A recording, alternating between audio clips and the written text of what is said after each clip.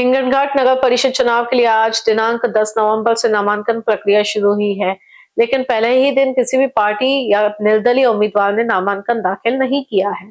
सुबह 11 बजे से दोपहर 3 बजे तक का अधिकृत समय होने के बावजूद एक भी उम्मीदवार उपस्थित नहीं हुआ, जिससे राजनीतिक हलकों में हैरानी और चर्चा का वातावरण निर्माण हुआ है। शहर में चुनावी माहौल गर्म है।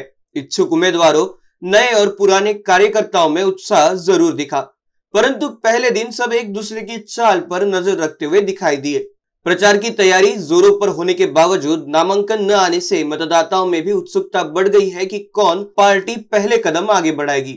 पूरी प्रक्रिया उप विभागीय अधिकारी व चुनाव निर्णय अधिकारी आकाश अवतरे और सहायक चुनाव अधिकारी व नगर परिषद मुख्य अधिकारी प्रशांत उर्कुड़े के मार्गदर्शन में चल रही है। इस बार नामांकन ऑनलाइन माध्यम से स्वीकार किए जा रहे हैं, जिससे दूसरे दिन नामांकन में तेजी आने की संभावनाएं जताई जाती। गौरतलब है कि नगराध्यक्ष का पद सामान्य महिला वर्ग के लिए आरक्षित हुआ है और शिवसेना की नीता धोबे को छोड़कर अब तक किसी भी पार्टी ने अपना उम्मीदवार घोषित नहीं किया है। इससे शहरवासियों में रोमांच और उत्सुकता चरम सीमा पर है। सार्वत्रिक निवडणूक नगरपालिका याच्या नामनिर्देश पत्राची जे आहे सुरुवात झाली आहे।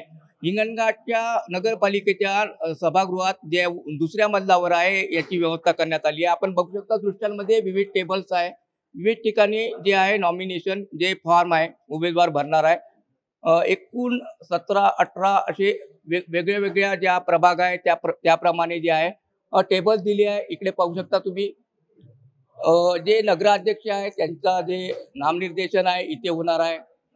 जरी प्रक्रिया ऑनलाईन असली तरी काही कारणास्तव सर्व्हर डाऊन असलं तर जे आहे ऑफलाईन सुद्धा प्रक्रिया इथे राबवल्या जाणार आहे। पण ऑनलाईन प्रक्रिया असल्यामुळे उमेदवाराची फारशी गर्दी या परिसरात दिसत नाही आहे।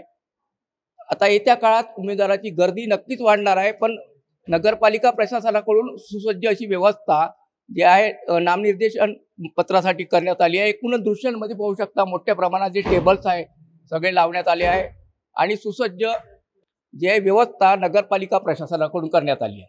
NBCN न्यूज के लिए हिंगनघाट से रवि येनोरकर की रिपोर्ट।